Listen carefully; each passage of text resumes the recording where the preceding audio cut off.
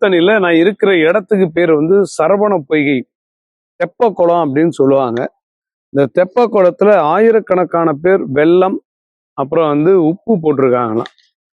இங்க முருகர் வந்து மலையிலிருந்து இறங்கி வந்து இங்க படவேட்டம்மன் அப்படின்னு ஒரு தெய்வம் இருக்கு. அது முருகருடைய அம்மா என்று அழைக்கப்படக்கூடிய பார்வதி மாதிரி அவங்க. அதனால இங்க வந்து தூங்குவதா நம்பிக்கை உண்டாம். ஒருவேளை மேல போய் யாரும் சாமி கும்பிட முடியல அப்படின்னா இங்க இந்த அம்மா கிட்ட சொல்லிட்டு போனீங்கன்னா முருகர் வந்து கேட்டுக்குவாராம் எல்லா டீட்டெயிலும்.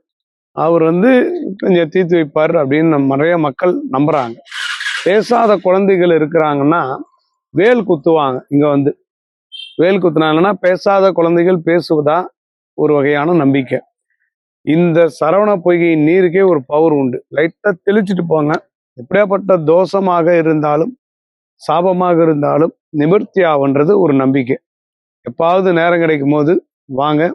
திருத்தணியில இந்த தெப்ப குளத்தை மறக்காம வந்து அந்த தண்ணியை மேல தெளிச்சுட்டு போங்க. தொட்டதெல்லாம் ஜெயமாகும்.